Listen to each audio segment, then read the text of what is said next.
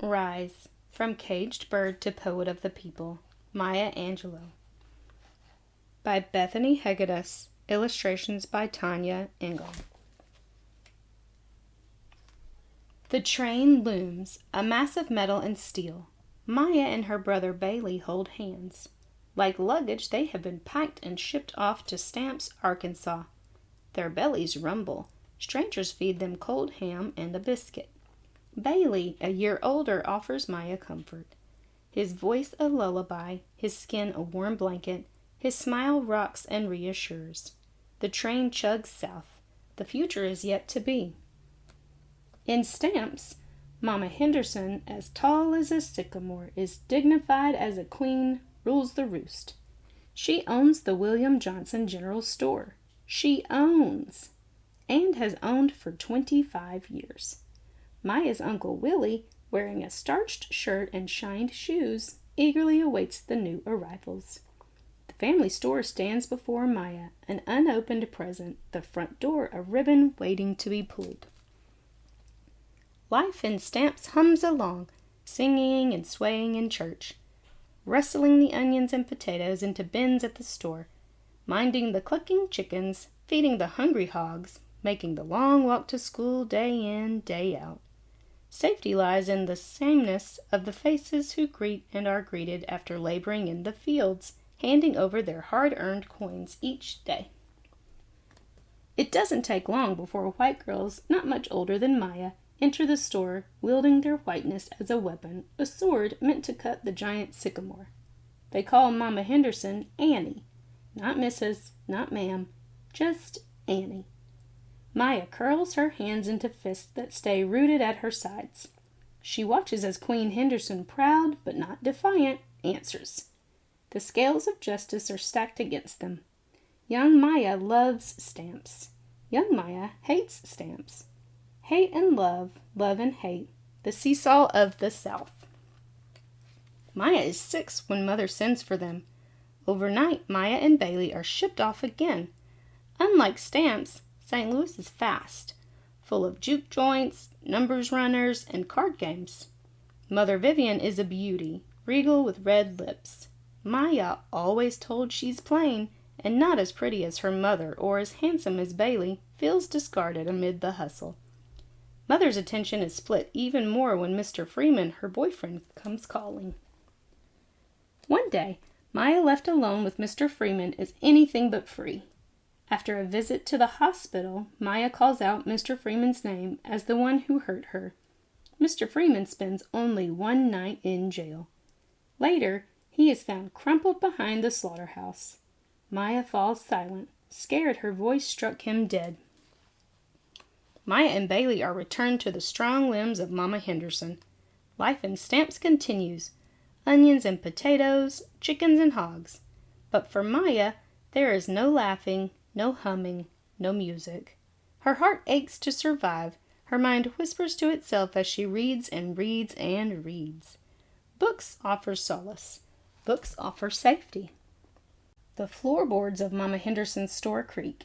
Mrs. Flowers, the lady of Stamps, smelling of talcum, dressed in cotton chiffon, invites Maya to her home.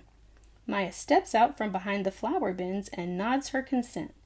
The lady of Stamps offers Maya sweet lemonade, flat tea cookies, and a book. Dickens, A Tale of Two Cities. It was the best of times, it was the worst of times. Maya has read these words before, but hearing them glide gracefully from Mrs. Flowers' smiling lips is different. Maya awakens to the power of the spoken word. Outside, Maya is quiet. Inside, words make music. Maya memorizes the rhythm, sways to the exquisite dance, the twisting, turning, conga line of language that pulses across the page. The words of others live inside Maya now, though she refuses to speak to anyone but Bailey, her protector. Under Mama Henderson's bed, under the stairs of the store, Maya begins to read aloud.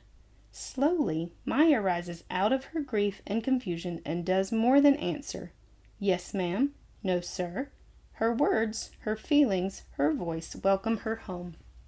As Maya and Bailey grow, the shadowy seesaw south teeters toward danger.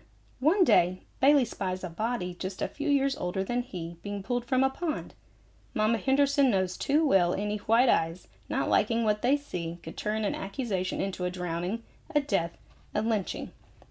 Mama Henderson knows it's time to send Maya and Bailey back to Mother Vivian, who has married a gentleman, Daddy Clydell, and traded St. Louis for San Francisco. On the train, Maya holds the lessons, the strength of Mama Henderson, the dignity of Uncle Willie, the hum of stamps, inside her as the unknown unfolds again. The sights, sounds, and smells of San Francisco delight Maya. She floats through the fog, a cocoon of creativity that blankets the city. Maya's love of language now moves within her, rhythm, rhyme, meter as music. Before long, Maya earns a scholarship to the California Labor School. There she dons black tights and learns to occupy space with her long limbs. Maya the dancer, the performer, is born. Maya's feet tap to the jitterbug, her legs kick to the lindy. She is an entertainer, a trolley car conductor, a high school graduate, a young mother. Leaving home, Maya has to work many jobs, flipping burgers, stripping paints off cars, all to support her son, Guy. Rising before the alarm, Maya wonders how her passions, her artistry, can pay the bills and provide for her and Guy. Eventually, she finds her way to the Purple Onion, the premier place to see and be seen. Performing takes Maya far. First to Milan and Venice, dancing and singing in Porgy and Bess. After that to Paris, City of Lights, then on to Cairo, where faces as dark as hers hold positions of authority. From city to city, she struts and sways. When Maya returns to the States, her heart longs to stay, to not be away from Guy, to plant roots in her community, roots that will give them both the strength to soar. Maya joins the Harlem Writers' Circle, gathering with a group of writers, Rosa Guy, Louise Merriweather, Langston Hughes, and more. Together, work is read, strengths and weaknesses are shared, talent explodes. Maya discovers a voice that is as gravelly and gritty, as jubilant and joyous on the page as it is on the stage. Maya hears Dr. King preach from a Baptist pulpit. His voice rises to the rafters as Maya is transported back to the seesaw South. Maya answers the call of freedom for all. Maya the activist takes flight. She writes, produces, and performs, praising and raising funds for civil rights. After a threatening phone call comes, her safety is shattered. Maya and her family flee to Cairo, where Maya the journalist is born. In Ghana, Malcolm X, a fiery voice for human rights, has also journeyed to the motherland. Maya and other Americans flock to meet him. Taking note of her passion and compassion, Malcolm invites Maya to work at his new center in the States. Guy, almost full-grown, urges his mother to say yes. Maya lands in New York ready to work. 3 days later, Malcolm falls to the floor, the stench of gunfire lingering in the crowded air. Broken, Maya must rise, only to be trampled again when Dr. King is assassinated on Maya's birthday, April 4th. The day is no longer a day of celebration, but a day of mourning, a howling at the injustices of the world, at the dangerous seesaw that cuts off the lives of those who dare to dream. James Baldwin, poet, novelist, friend, urges Maya not to retreat, but to unlock the pain, to free it once and for all. Maya vows not to go mute. There is no safety in silence. Delving deep into her past, Maya begins a memoir circling the scars of the caged bird. She raises her pen and lets her words, make music. The sentences dive and dance, her life story surges and soars. Books fly from her fingertips. Poetry, memoirs, bestsellers, all.